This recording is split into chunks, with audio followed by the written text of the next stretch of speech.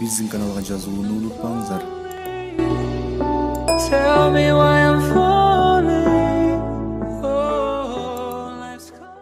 Адахан Мадымаровдун мамлекет үчүн кылган иштери көмүскөдө калып, анын эмгегин тарыхтан өчүрүү аракеттери дагы күч болгон. Азыр эл аралык деңгээлге чыгып, бүтүндөй Кыргызстан сыймыктанып жүргөн дүйнөлүк көчмөндөр оюндарынын бирден бир демлегечиси экенин көптөр биле бербеси керек.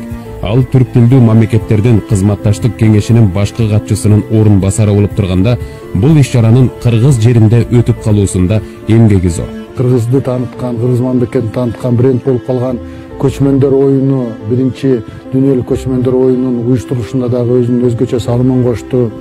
Кыргыздын жана улуттук уюму оюну, көкбөрү оюнундагы баягы эл аралык федерациясынын түзүлүшүндө, эл аралык деңгээлге чыгышында дагы андан ары кеңейишине дагы өзүнүн салымын кошту. Мына бүгүнкү күндө мен айтканым, баягы көчмөндөр оюндарын өткөрөбүз десем, Мадымаровдун кылар иши жокпу деп күлгөн сыяктуу эле. Мен бүгүн ушул маселелерди айтып атсам, бүгүн да күлүшөт. Бирок көрөсүз 7-8 жылдан кийин ушул аябагандай балык башынан сатылган, биздин мамлекетте балык башынан сатылган, ошол башы тазаланмайынча эч качан бул коррупциянын куйругу бүтпөйт. Кадровый бизнес деп айтып эле жүрүп атпайбыз. Эми жалгыз Мадымаров айтып аткан жок, Кыргызстандын ары кандай чексине барсаңыз, кече Алымбай Алымбекович өткөндө айткандагыдай бардык нерсенин ставкасы бар да. Базардын ставкасы бар, дүкөндүн ставкасы бар, лицензиянын ставкасы бар, кызматтын ставкасы бар, акимдердин ставкасы бар. Мен кече айтсам, андай маалыматым жок экен деп атасыз. Биз чырылдап аткан менен кийинки бала чаканы ойлошубуз керек. Эмне алып калып атабыз? Бир кирпичтен түзген бүт короо сарайлардын баарын картага алып коебуз. Менчиктештирүү эти болуп калса ушул жакшы болот бизге. Анан гүлдөп өсөт деп олтуруп менчиктештирип, тыйынга менчиктештирип олтуруп, анан бүт баарын талкалап, кирпичин кирпичтей, шифирин шифирдей сатып, ошол жерде жыргап жатып калып. Мына ошону докем сурап атат, кандай эле деп. СССРдин скелети деп айтам мен ошону. Бүт короо сарайлар аны да жеп жулуп жок кылыш керек эле, бирок бетон болгон үчүн туруп калды. Аны да чагып ичиндеги зымын алып чыгып Кытайга сатып атабыз. Металл кылып. Калппы, жалганбы? Же Кыргызстанда болбой атабы мындай көрүнүштөр? Болуп атат. Демек кеп бийликте эмес экен. Кеп элде экен. Мына ата-энеңер Актала районунда кимге чуркашты? Парламенттик шайлоодо, президенттик шайлоодо кимге чуркашты? Баарыңар билесиңер. Эмне үчүн? Баракелде, мына акча берди. Жээнбеков мынчадан берип атат, Бабанов мынчадан берип атат. Чурка, бөл. Силерди бөлүп деле койсо керек, Сен баарың бир жака чуркап алып, эмне болбогула, бөлүнүп барып акча тапкыла деп. Ошол кыздарым менен, жигиттер, балдар, ошонун баары арам экенин билеби? Билбейт. Билбей калды, арам. Керемет сөз бар да. Баарын жагам деп өзүмдү жоготуп алдым. Өзүмдү жагам деп жалгыз калдым. Бак сөз, керемет сөз. Мага ушунчалык катты таасир кылат ошол сөз. Анан таразага коесуң. Баарын жагып жашагың келеби, же өзүңдү таап жашагың келеби? Мен өзүмдү тандабам. Мен өзүмдү табышым керек дагы. Жаратканды таанышым керек дагы. Эч бир кишиге жагайын деген оюм да жок. Мындай бир аракетим да жок. Баары эч качан эч кимге жакпайсың баары. Ошон үчүн өзүң менен өзүң болгонуңдан өткөн. Дурус саясатта бул мүмкүнбү, саясат? Ошол жана шайлоолор кымбат болуп баратат дегенде, үчүнчү дүйнөдөн биринчи дүйнөдө деген Ли Куан Юнун китеби бар. Ошондо Ли Куан Ю айтып атат.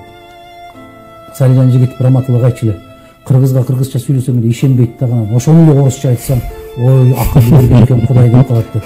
Орукчам да кыргыздын, аң сезим орукчам болуп. Мына ошол Ли Куан Ю айтып атат, Мадымаров эмес. Ли Куан Ю айтып атат. Шайлоо канчалык кымбат болсо дейт, мамлекетте кымбат болсо дейт, ошончолук коррупцияга жол ачылат деп атат. Ой, Кудай берген экен акылды. Ли Куан Ю айтып атат. Кыргыздын шайлоосу бүгүн болуп карап көргүлө. СДПК канча акча коротtu, республика канча акча коротtu, Кыргызстан канча коротtu, Өрүгүл канча коротtu. Карап көргүлө. Bizde ayttım ele, bir yerden bir atadan doğulgan 3 partiyani alıp keletat dep. Gözüңөрдү açıkla aylanayın kırgızlar dep. Күнөө баарыбыз табан. Неге? Мына ошол бийлик тараптагыбыз, бийлик менен каршы күрөшө тургандарда идирап баштарын бириктире албай койгон шордо кыргызбыз биз. Ар бири коктуголоптон көчкөй чыгарган кыргызбыз биз. Эл биримдикте болуш керек эле. Эл мыштымдай түйүрүшү керек эле. Бирок ачык айталы, саясатчылардын дагы коюнундагы котур таштары бириктирген жок бизди. Биз мыштымдай түйүлмөйүнчө дайым бийликтин жеми болуп келебиз. Көзүбүздү ачышыбыз керек, ойлонушубуз керек, толгонушубуз керек. Мына ушул канчалаган акча менен сатып алган жогорку кеңеш мен сиздерге айтайын, эч качан кыргыз кызыкчылыгына кызмат кылбайт. Саламатсыздар, урматтуу жыйындын катышуучулары, уюштуруучуларга рахмат. Мен ооруканадан келдим эле, ушу атайын иллюстрация маселесин козголуп калыптыр. Өзүм оюмду, позициямды билдирип коеюн.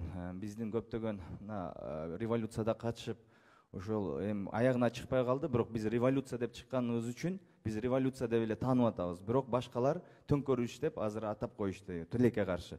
Ошол иллюстрация биздин эң негизги ураныбыз болгон. Баарыбыз мына Акжолтой Тукунов, Медер, бул жактагы Лира эжебиз баарыбыз ушул жерде бир гана максат менен чыкканбыз.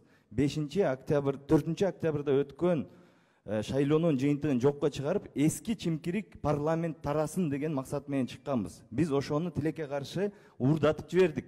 Ошону колубуздан алдырып жибердик.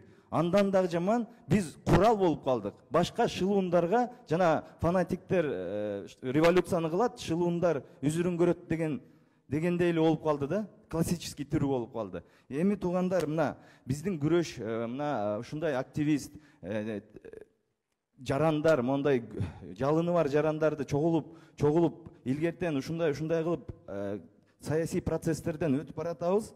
Эми дагы мен ишенем, ушундай улана берет деп. Биздин бул алгачкы жыйыныбыз болот деп ишенем. Анткени мына конституцияда реформа кылабыз деп атышат, же башка өзүнө ылайыктуу, мына дагы бир жолу айтып коеюн, ошол эле чемкирик элиталар дагы өзүнө ылайыктуу мыйзамдарды чыгарып, элдин башын айландырып, курултай системасын киргизебиз деген бир мындай бир аракеттерди көрүп атышат. Бирок биз өзүбүзгө так дана билип алышыбыз керек. Эмне болгондо дагы бул ажырам дайыма боло берет. Элиталар, өздөрүн элита сезип, олигархтар, уурдаган чиновниктер, коррупционерлер жана ошонун балдары. Анан бул тарапта биз эч кандай бир коррупцияга аралашпасак, кызматка иштей албаган, тааныш билишибиз жок, ушундай жарандар бул тарап болуп, бул сөзсүз түрдө боло берет. Эми Токоте жерине келгенде мына Айжан айым дагы айтып кетти орусчасын, мен кыргызчасын кайталап коеюн. Азыркы ситуацияда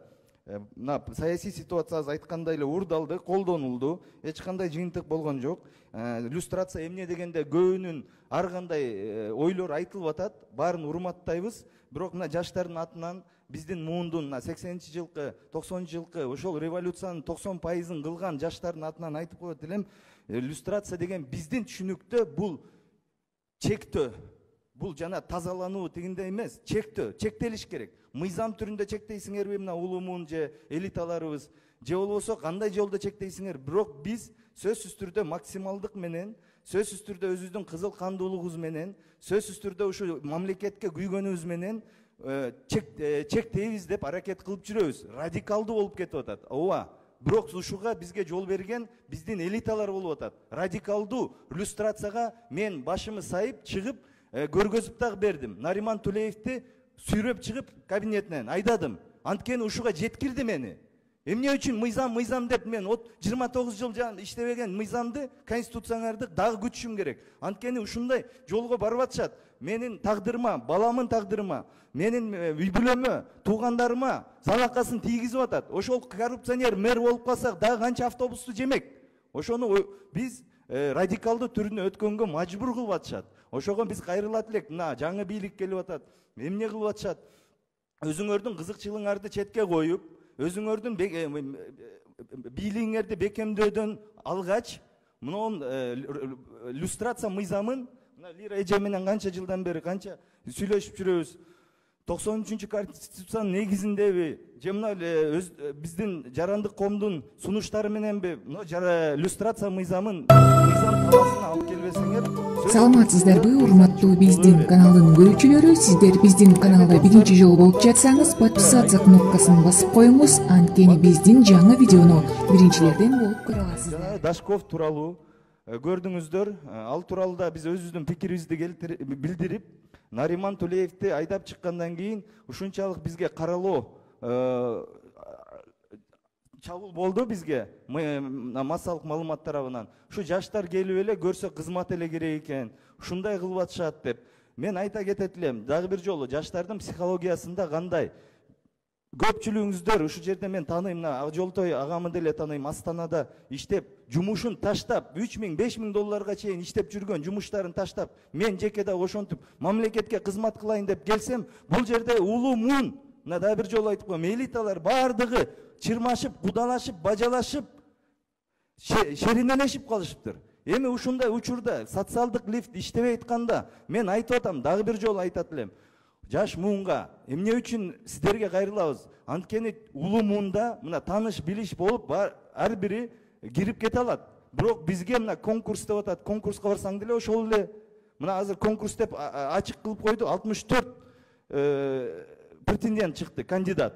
Бундун ачыктыгы да жаман экен. Демек, конкурс кылып атканда кадр маселесине келгенде сөзсүз түрдө критерийлерди дагы коюп кетүүгө чакырат элем. Эми туугандар, мына дагы токтой кетели. Бакыт Сыдыков тууралуу көп сөз кылбайын, токко дежерин айтайын. Бул киши мен 23 мартта Садыр Нуркожоевичке киргенде сөз берген. Бул киши күнүнө 100 000 доллар расмий өкмөткө акча төлөйт деп. Ошол мына 1 ай болуп калды. Кана ошол акча? 3 миллион доллар көрүшүбүз керек. Антпесе бул болбойт. Буну дагы биз коомдук жарандар бардыгыбыз биригип туруп, буну дагы айтышыбыз керек. Жөн эле калып кетпешибиз керек, туугандар.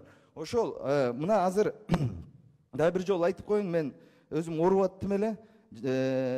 Биздин эң акыркы тилегенибиз мына бардыгыбыз мына жерде сүйлөшүп бир жыйынтыкка келип, балким ошо Турат агай биздин партия сунуш кылып келаткан 93 конституциянын 93 жылкы конституциянын негизинде бүт мыйзамдарды бир сыра карап, мыйзамды иллюстрация кылып баштасак деп суранат элем. Рахмат.